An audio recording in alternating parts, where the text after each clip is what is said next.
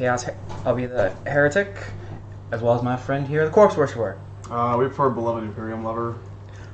When the corpse, he's not really dead, dude. Like, let's get real. This dude's not dead. He's got like life devices in him. He's not dead. So you're kind of like selling yourself short there. Well, at least I know where my gods are. Alright, we'll go ahead. And with talk of your god, we have Papa Nurgle in this box. This is kind of an older box, I guess, now, because all the new shit that's out. But I mean, this is still the hell of a deal to get for a starter army. Definitely. I think this was when they started. Yeah, this initial for the 8th edition, and I think they were doing Primaris for this as well. This was the start of Primaris. This was the start of 8th edition, because they hinted at like a new Marine. They didn't really give too much away. It was right around the talk when they say, "Hey, we're bringing back Primarchs." That's when we had Gilliman, and that's all we got. And then we got Mortarion back too. Definitely. Can you drop down that window for me? I thought the window would be a lot cooler today. But while he's doing that, I'm going to go ahead and get this nice and unwrapped. With the practice, I guess, kind of wind coming in. Oh, definitely. But at least for this, if y'all seen the video beforehand, this came with the Shadow Spear bundle that I ordered not too long ago. Came with the double boys. I think its total was around $346 for American. Is that with shipping and handling? I got free shipping because it was over 60, I think. Okay. Oh yeah, they still do the free shipping over 60? Yep. Okay. Yeah, it was over 60. I'll about to say I think it was over 100, but I might be thinking Forge World, or might be thinking of a different model maker. I don't think Forge World does free shipping. Just because that company's based in the UK. Here. That's right. Yeah. Oh, here we are. Side. Let's go. Oh, teamwork. Teamwork make the dream work. So yeah, I just want to talk about the Chaos. I'll talk about the Primaris. Definitely. We'll go ahead and at least start off with what does the box give us? So the box contents is a 280-page Warhammer 40,000 book, 24 Primaris Space Marine booklet, 24-page Death Guard booklet, with a range ruler, 12 dice. So for the Primaris, you get 1 captain, 2 lieutenants, 1 ancient, 10 intercessors, 3 interceptors, 5 hellblasters. Death Guard, you get 1 Lord of Contagion, 1 Noxious Blightbringer, 1 Malignant Plaguecaster, 7 Plague Marines, 1 foe-type Bloat Drone, and 20 Poxwalkers. Can you go ahead and open this? Apparently the Inquisition decided to seal that, so I can't mess with that crap. I got the last box too. Yeah. But yeah, for while he's taking care of the little Inquisition shit, as we mentioned beforehand, brand new for Primaris, Nurgle for our Chaos armies. That's brand new Nurgle at the time too. Brand new at the time. Because what was the big axe guy's name? He was the Lord of Contagion. Yeah, Lord of Contagion. With the beautiful plague axe. Let me see your cutting knife real quick.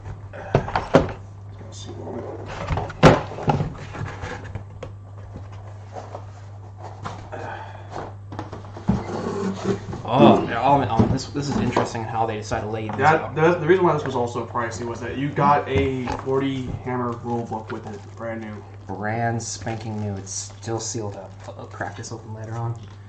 And then we also received your Primaris booklet, which was actually a good deal. And they did not sell you short with the Primaris in this box. I'll take Primaris if you take Nurgle. Oh, definitely. Okay. So, again, like the Shadow Spear box, it came with a mini core rule booklet, which is really simple to play with and learn if you just have a starter army.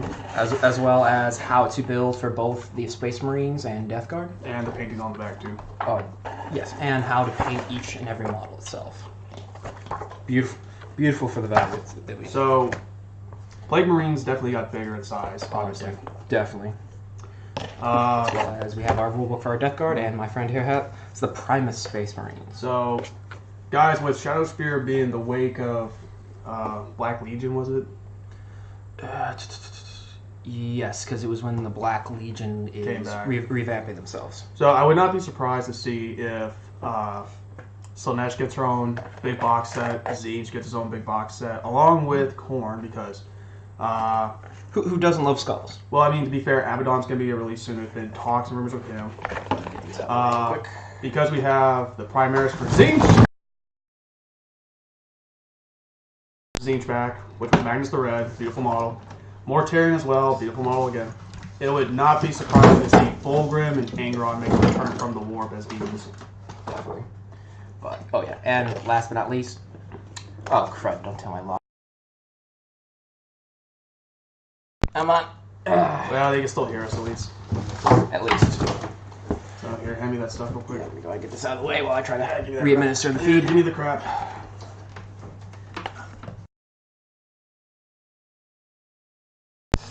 That's a boo-boo. It is a boo-boo. Nope, nothing. Here, let me go ahead back to editor real quick. Stand by, folks. Technical difficulties. Let's see. Oh, look at that. It even gave you dice with it, too. Yeah, it came with dice, and it came with, again, these fucking things. I hate them. I mean, I'm keeping them this time.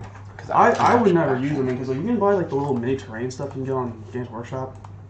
Play around, make it like they're jumping off it. There we go. There we go. We're back, all folks. Right. So I'm gonna, just for editing's sake, I'm gonna go ahead and redo all that. But are we clear the table this time? Yes, we're clear the table. I threw everything else off the table. So at least to revamp everything that you get into the box, you will get all your rule books. Oh my god, yeah. So to revamp everything due to technical difficulties, we'll go ahead and start. For our books, we will get both our Death Guard and the Primate Space Marines, as well as the booklet on how to build the Marines itself. And what I actually thought was pretty interesting when they first came out was like they gave you a mini measuring tool. Yeah, you got a measuring tool. You got some free dice with it. And the best part about this is like when you got decals, you did not solely get what Marines were on the box. You actually got options, just like how you make the sub-chapter of Nurgle. Definitely. Which was really fun to see. They really went above and beyond for this box. I bought this box set, like 3 of them to build my army up. Definitely. And especially here, like for this one, they gave you the 4 options, but for Ultramarines, Blood Angels, Dark Angels, and the Space Wolves, as well as each one had their own identifying marks. Like for example, they actually added in the runes and in the chapter specific ranking sagas. Like I was saying, like in the beginning when it came out, it gave you the option, so you had everything. Like you had Imperial Fist, Crimson Fist, a subchapter. You had Black Templar, which Black Templar doesn't have much. Salamanders, White Scar, some subchapters, which was cool. I really dug it, and they made this hell of a lot simpler. 8th edition really made the game more playable, in my opinion. Instead of using points, they went with power. Power, you didn't have to really add more for weapon choices. You could just have a quick, fun game. It just made the game more smooth, in my opinion. A lot of people didn't like it at first, but I really thought it was cool. Joining late during 6th edition. The models are in there. That's why we haven't cracked open the models yet. Yeah, we haven't I was like, wait a minute, where'd the models go? But... So we're going to talk about the models real quick. You have your Captain in Gravis armor, your Ancient. Your Ancient's really cool. I would recommend you buff him with 10 guys around him. Isn't the Ancient like a Captain, except it was like something more powered up? No, think more like Rally Man. Like he was the guy with the flag. That's right. So yeah, max leadership. Yeah, plus your 2 lieutenants. You have the option these guys to give them the heavy bolters or the plasma guns. These are your Hellblasters. These guys really do damage. Your Intercessors are these guys, your Frontmen. This would be your Sarge right here. Other than that, I think that's all you got. You didn't get Reavers with these guys. But yeah, so we'll take a look at Death Guard and we'll go over the specific stuff with them here in a minute. Well, I was just saying, since we have the Primus book open this time, we'll start with Imperium and then we'll move on to the Death Guard. All right. That way I can get a chance to mess with some of the models. Okay. In their beautiful, nice, now unsealed case. Okay, so guys, we're going to talk about the first model, which is your Captain in Gravis armor. He has a weapon skill of 2+, ballistic skill 2+, and a 3-up save. And especially that, look, he is right, nicely put together, nicely at least stenciled out. Everything's just well done. I can't wait to actually paint these guys together. So he has an Iron Halo, gives him a 4 pinball save, and he has the Rights of Battle. You can re-roll all hit rolls of 1 made for friendly chapter units. So if you run him, I would run him in a big group. Or if you have him stand back with your Hellblasters, because obviously Hellblasters do some damage. So he's got his Bolt Storm Gauntlet, 12-inch range, pistol 3, strength 4, damage 1. Not really that great. The Gauntlet, though, Twix, that's on the Gauntlet, does time 2 strength, AP -3, D3 damage. If a ball is making close combat attack with a Bolt Storm gun, you must subtract 1 from the hit roll. Then he has Master Crafted Sword. The strength is the user. AP -3, damage 2. His own strength is a 4 though, so he's not some pushover Marine. Like I said earlier, you get 2 lieutenants. Okay, so lieutenants basically have a weapon skill 2+, plus skill 3+, save of 3 up. Okay, they shall know no fear. You can, and this is the best part about your lieutenants. You can re-roll wound rolls of 1 for friendly models. Since you have 2, obviously keep one with your Hellblasters. And these are counted as HQ choices, right, or elites? They are counted as HQ. All right, so that so the standard strategy, if I'm thinking right correctly, your captains would be for your hits, and then your lieutenants would be for your wound rolls. Yeah. So obviously you can buy another captain. There is a captain without Gravis armor, and he looks pretty gnarly. We recommend you get another one of him. The Gravis armor just has a bubble around him, pretty much what it does. So with the primaries, you got the new auto bolt rifle, 24-inch range, assault 2, strength 4, damage 1. They come with a bolt pistol. They have a power sword. It's user strength, AP -3, damage 1. Then you have your choice of frag and crack grenade, which we all know how those works. Is that you or me? Oh, that's me. Okay. Alright, so guys, we're going to go on to the ancient. That's the flag bearer dude, your rally man. Alright. Okay.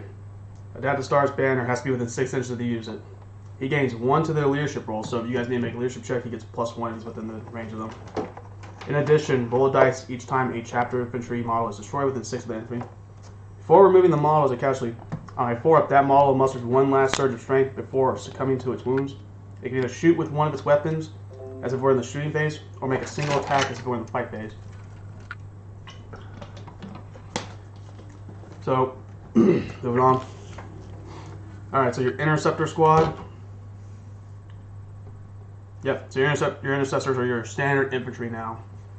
So basically, they have a weapon skill plus skill 3+, save of 3+. They have 2 wounds. That's the best thing about primaries now. They have 2 wounds. They're not rocking 1 wounds. Again, they have the bolt pistol and the bolt rifle. The bolt rifle does 30 range, rapid fire 1, strength 4, AP -1, 1 damage. Pistol, same kind of deal, minus the AP. And then you have your frag and crack. Now we're going on to your Inceptor squad. These are the jump boys. They're pretty gnarly.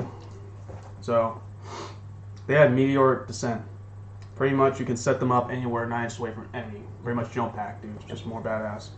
And if I remember correctly, since this stuff was the newest for the 8th edition, I remember back in 7th edition, you have to select a location. And you had to roll dice. Yeah, scatter dice is what it was. Yeah, scatter dice, plus 2d6, and then it would be, you would subtract off their ballistic skill, if I remember correctly. Yeah. And that's how far you would actually go, depending on it, whether or not you actually made a guaranteed hit or you went a direction. A lot of people were happy they got rid of the scatter die. I think the scatter die would be more fun if you kept it for mortar fire and definitely. That, like, for mortars, for artillery, for all that. Mm-hmm. And then what especially was annoying was, like, for the drop pods. Like, they had rules themselves to get around the noise, because, like, what happens is if you drop and land into a unit, whether or not your unit, whether or not your opponents, you would have to roll on a new table for damage, or like for like a failure. Something would happen to the vehicle, something would happen to the model. It would be a pain in the rear. But however, like for most of those Marine rules, they had the homing beacon, which would automatically before it lands on the unit, it's moved back a couple inches until it's out of the unit's way. So it just lands right next to it, drops everyone out, everyone hops in. For jump units, for chaos, for anything jumping else in, we had to literally play the dice, which I kind of liked for orcs because we didn't have shooting, and that it was 7th was the game of shooting. 7th was definitely shooting. All right, so in this army, the Interceptor squad does have the option for plasma, but not in this starter box.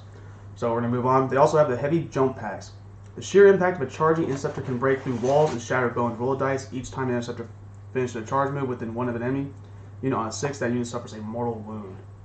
So if you guys are the fast attack players out there, and if you guys have the White Scar rules, great for charging. It's going to muff up a wall. It's going to stop a brigade of walls. But they have their Assaulter Bolter, which is Assault 3, so that's 3 on each gun, so that's 6 shots. Strength 5, AP -1, damage 1. Specifically designed to take out infantry. It's literally a nightmare killer. So much fun. Your plasma, I would recommend you guys do get these with plasma. Use them against tanks and vehicles of sort, especially stuff that'll go boom. And have a captain and a lieutenant next to them so that you guys don't fuck up shooting on them, because that will hurt a lot. yourself because you will die using them. What? I've had it happen a lot with the Hellblasters. What was that old meme? This is my this is my plasma. This is my gun. This is me now because I rolled a 1. Yeah. Last up is the Hellblaster Squad. They are your basically, we're gonna muff you up from a distance. So it's a standard 4-man with a Sarge Squad. They have the Plasma Incinerator, range 30, rapid fire 1.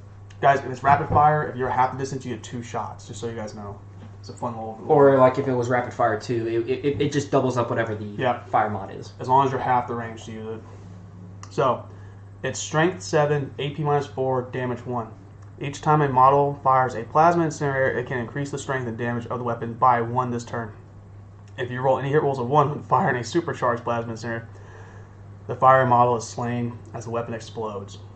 They still have a bolt pistol, so if you guys are in close quarter combat, like someone sneaks up on you, you can, now in 8th edition, use your pistol in the close quarter combat phase. Which I loved for Orcs because we could not do shit. So that meant for me, I could come at you, smack you with axes, and then reshoot you again next turn. The best part about 8th edition is now it says what your models actually come with if you don't look at it. Like now they said they have frag and crack.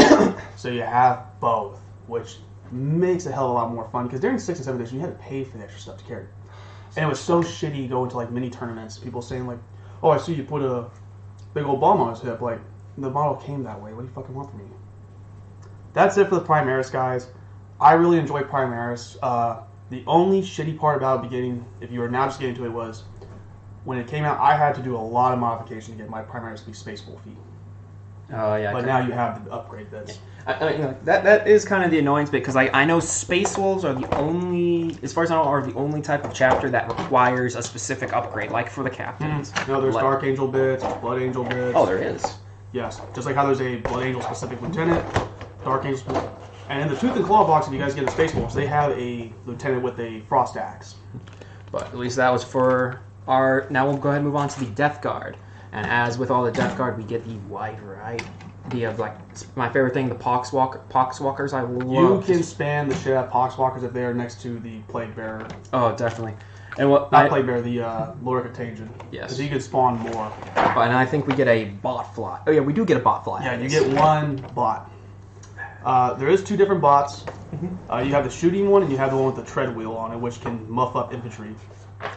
But definitely keep in mind that you want someone that can heal him and take wounds off him. But yeah, same thing as all codexes before and after. They always come with brand new. They always come with the little. I always love the little profiles behind it. What the Glory Contagion is, Lightbringers, the Malignant Plague Caster. Look at this freaking art right here. I don't care who you are. The artwork always draws me in. Yeah, the artwork definitely got better. And folks, if you decide to buy this box, because this box will not die down anytime soon, I highly recommend you do it. Because you get the rule book right off the bat and the mini rules to start playing. The best part, oh, by the way, this is the sub-chapters, if you guys are curious what we're talking about, because they came out with the sub-chapters from the old lore back in the day. Which with the plus and minus of it, gives you a wide variety of choices to make your own to make your own army. To make your own Death Guard army, but everything still would count as Death Guard. Same thing with the new founding chapters, such as if you want to make alterations of Blood Angels, Death Guard, Dark Angels, Ultramarines, Crimson Fists. The Imperial Fists, whatever the choices are. There would be, as long as it falls under some type of sub-faction, it would always be, at least get some type of rule set for it. Guys, there's also mini boxes out there that come with mini terrain, war terrain. I would recommend if you buy this, especially if you have a buddy who would like to play with you, or if you're a parent out there that wants his kid to get into it. A lot of my friends did this. They bought this box, and they bought the little mini box, because that way you would get 2 captains and Gravis armor. You would also get more characters.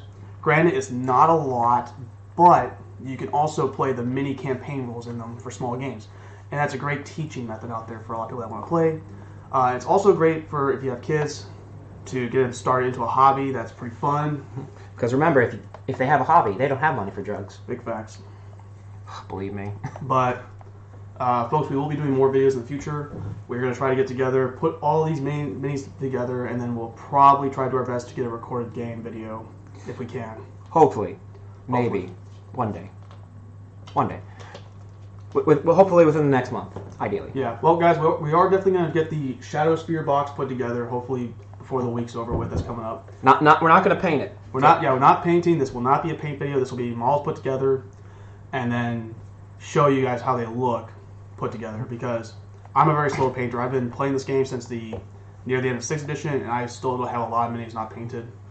And then for me, at least for Chaos, I know Chaos itself, they always have the actual details that you gotta point out, and I never like putting my models together. Especially, like, for example, the Lord of Contagion here, like this, like he is a proper example. Look at all these different pieces that are so well detailed and so well made, because if you put them together, they're not turning out.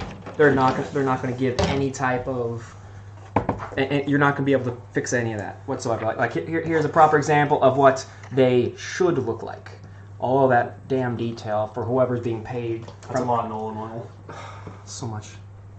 But we'll go ahead and move on to the Death Guard itself. Their main rules is that they are disgustingly resilient, which basically they have the official 5-up Feel No Pain, which now there's no longer called Feel No Pain. It's called Army Specific Feel No Pain on 6s. Yep, you will get, every army has their own specific. For Death Guard, it is disgustingly resilient, and it's properly titled for that reason, because I've gone against Plague Bearers and Plague Marines to where it's just nasty. Mm-hmm. They also have. Go ahead. They also have the ability called the Plague Weapon, which basically any model in the Nurgle army that is using a plague weapon, it'll specifically note it as a plague weapon. They can reroll ones. Yep. They definitely balanced the hell out of this, because before Nurgle didn't really have much, but they are very balanced between shooty and close quarter combat. Most of your characters won't have a shooty weapon, but they're not meant to be shooty. They are meant to be buffs, in the sense. Like for example, here are the powers itself. We have the first. Well, like initially, same thing with the indexes. All the armies had 3 powers until the new codex, until the codexes came out. But at least for this one, same thing.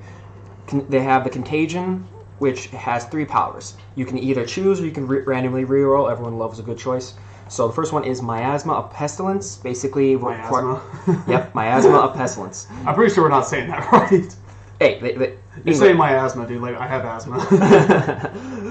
But it requires a warp charge of 6. Basically, roll 2d6, and it has to be equal or greater than that. Which I did love how they modified some. They changed up the.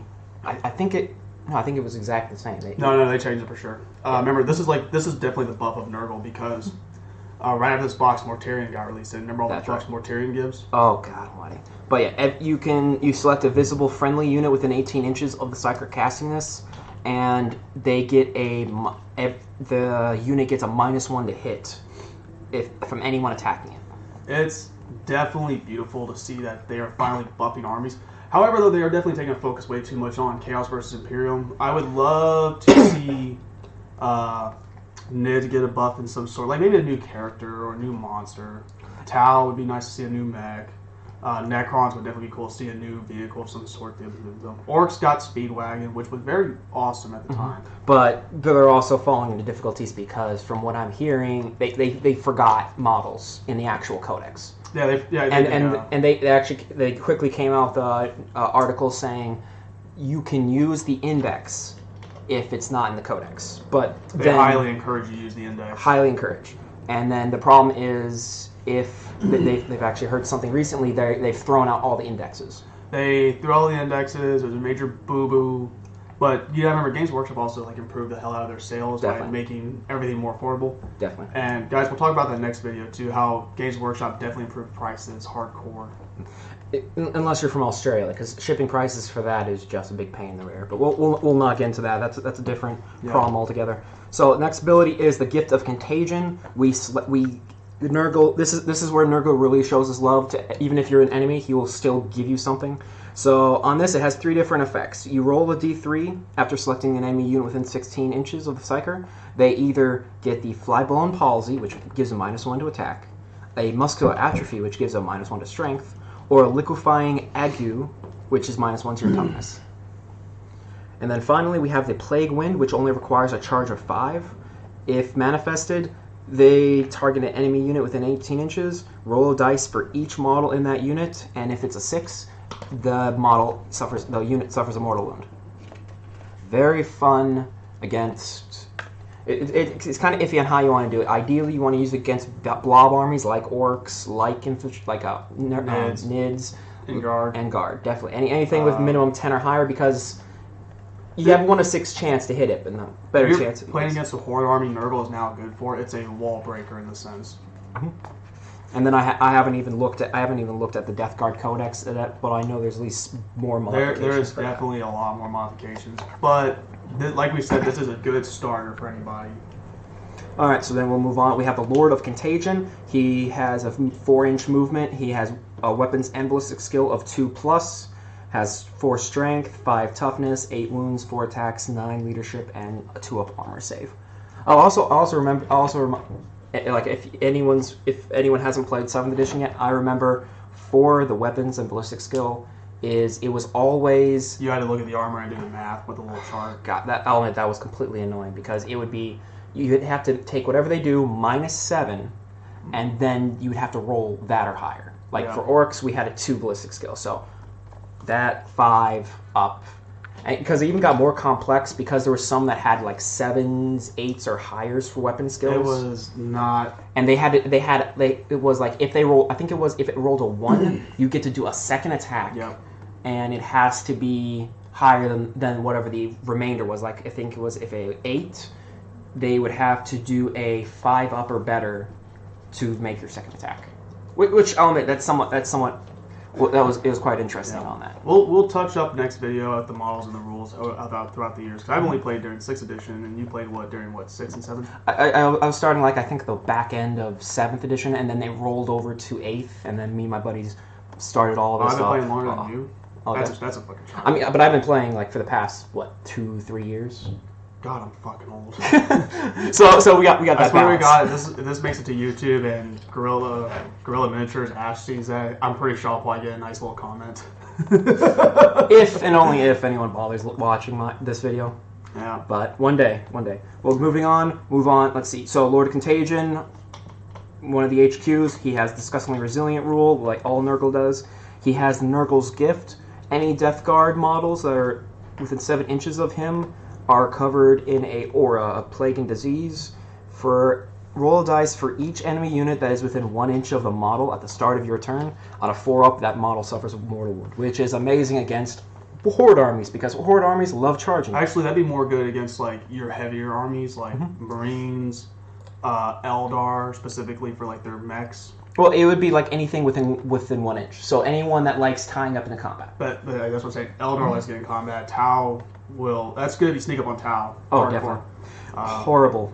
Anything melee with plus Tau equals instant death. No, not true. They fixed that. They fixed that recently. With unless they're what was his name? Farsight. Oh, Commander Farsight. Yeah, he was definitely a melee warrior. Yeah, he was the only one I knew that had a 3-up attack weapon skill. Yeah. They definitely nerfed a little bit with it, but they balanced it. Definitely.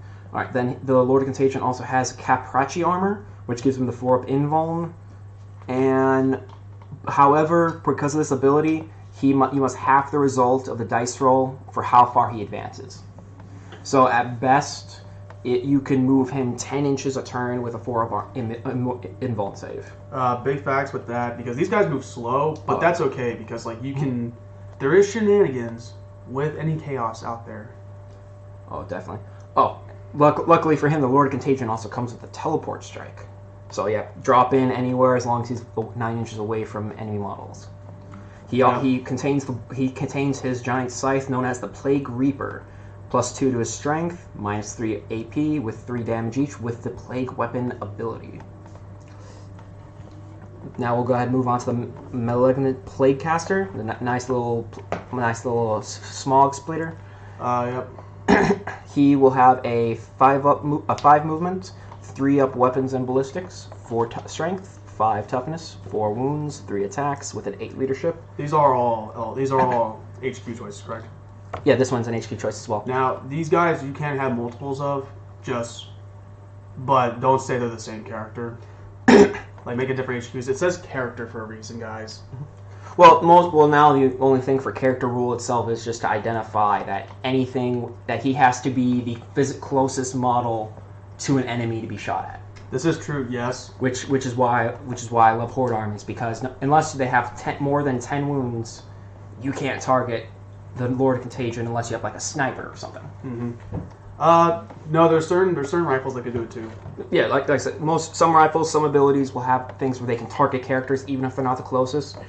And if you really know how to mess with your opponents, like what I like doing, for example, is if you have a character that's directly in the line of sight to an enemy, but you have like a model like a couple inches closer, rules state, even if they're laying in sight, they can't be shot at. Yeah, unless they have the rules say they can target a character. So even if it's in a horde, you think he's safe, he's not. But yeah, for him, he'll carry himself a corrupted staff, a bolt pistol, some blight grenades, and crack grenades.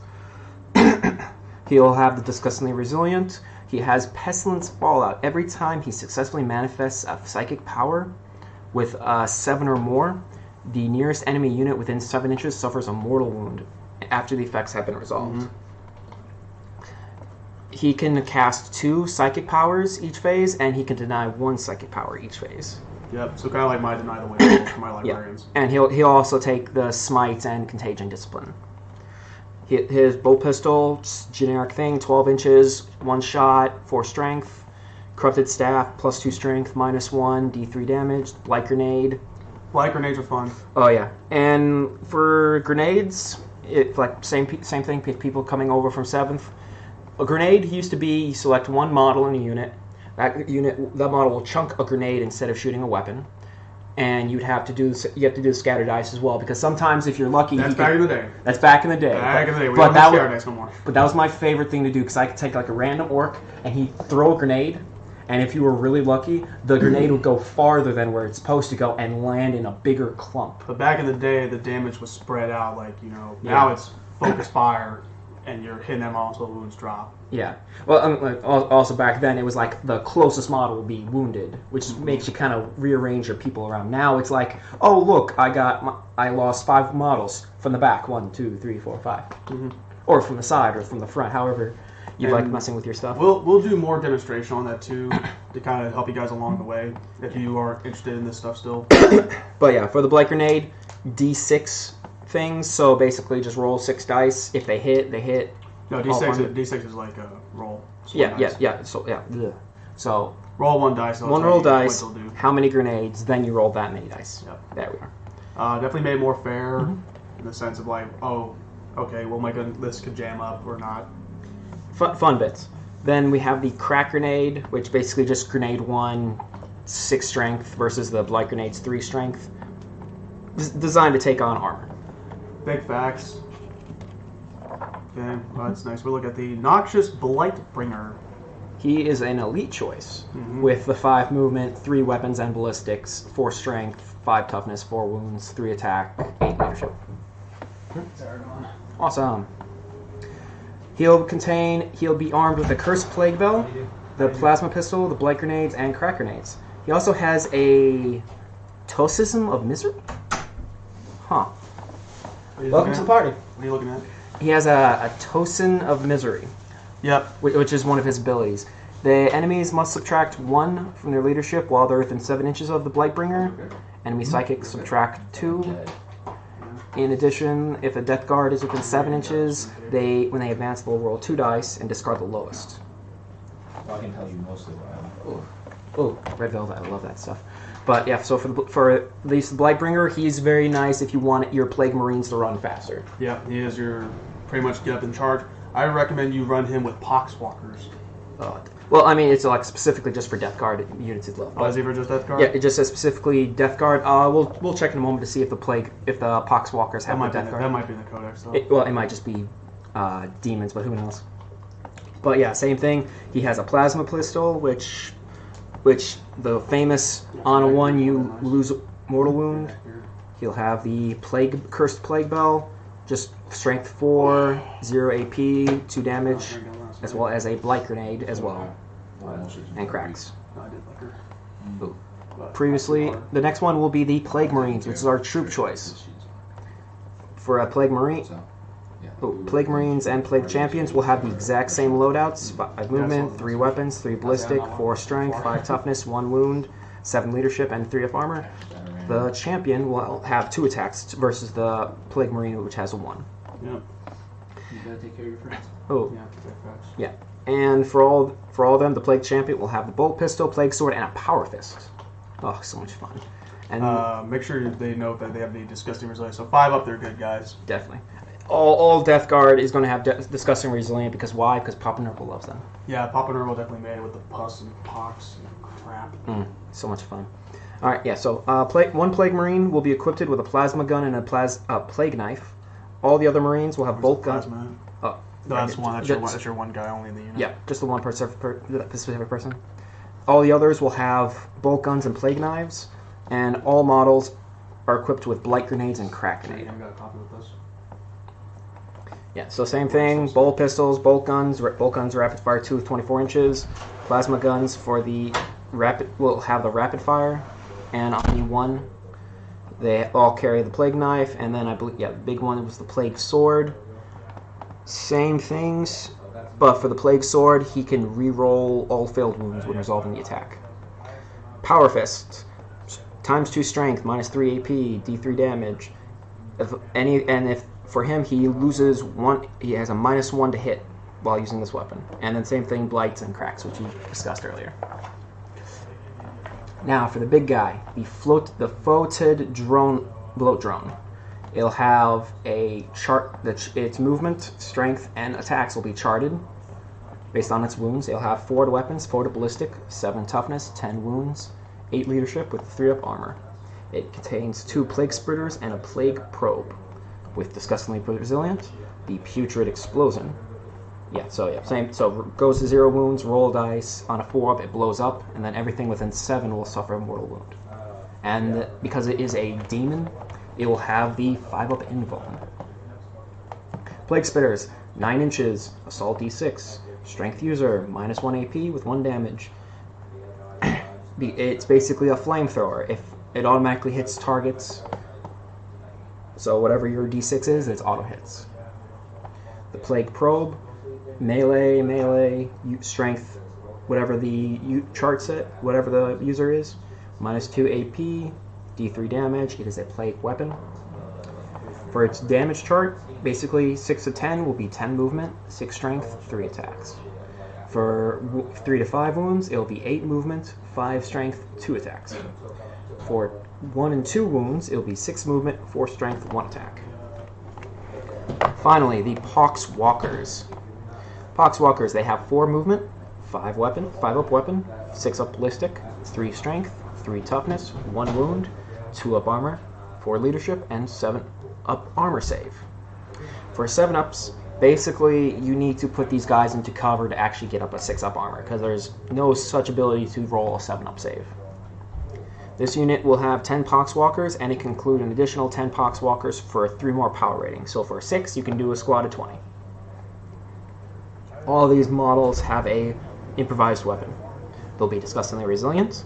They'll have the Curse of the Walking Pox. Every time an enemy model is slain by the Poxwalker in a fight, add 1 model to the Poxwalker unit. Poxwalkers never take mortal tests because they're mindless. They're also a diseased horde. You can add +1 to hit rolls made for Poxwalkers if it contains more than 10 models. Improvised weapons, basically just melee weapons, strength 3, or the user, with 1 damage. And as he mentioned earlier, they are technically Death Guard, so as he mentioned, definitely bring the Blightbringer with a squad of Poxwalkers. And then finally, to end it all off, they have the points appendix. Basically just how much these guys cost, as well as the final showing of what is inside. But to go ahead. Oh, and you were right, they are Death Guard. Yeah. But yeah, at least that is everything in the that is everything that is involved with the box itself. I definitely can't wait to put these guys together and paint them up and make them look nice for Papa Nurgle, even if I'm not going to use them as often. I think the other cool thing you guys can do is the box comes with so much material. I'm a big fan of terrain. So you have like this little divider in the box. I've seen this done before. You cut the sides right down here. You take a cardboard behind it, glue it onto it. The edge and details like brick wall. Terrain. Same thing goes for like this on a city wall. Just for your own little fourth wall break. You know, just cut around it and then just glue it onto a piece of cardboard. Terrain, scenic view. Definitely. There's so much you can do with 40K, and I really recommend this to a lot of guys because, spoiler alert, Ed here and myself are in the military, and believe it or not, 40K is a big game to some military folks. I really enjoyed it. It was definitely my stress relief. Oh, definitely. And if 40K is not your thing, there's also Dungeons and Dragons, which I know the Navy loves doing, especially under 6 months. There's other games out there too. We'll touch up on that next video. But like I said, Ed and I are going to try to get together when we both have time off to put together these models, show you these models, and then kind of give you a quick representation of them. I am also in the works of trying to buy Tooth and Claw box, Wake the Dead box. And also, if you guys buy these armies and don't want to build more, we'll go into another discussion of kill teams, which only requires a select few handful of models. So you're not wasting money, but you're still enjoying the game. Oh, definitely. So, and what I also like about the smaller models is like you can actually make major stories just with a small squad. Like you can give them names, you can give them backstories, and throughout the kill team games you can make them even better or lose them. Just don't get mad they die. I've seen that happen. A lot of players throw and break a model against the wall. We'll talk more about that in the next episode, but we're signing off for now. My name is Sully. My name's Edie. And we'll talk to you guys next time on the good old streaming service here. So later. Bye bye.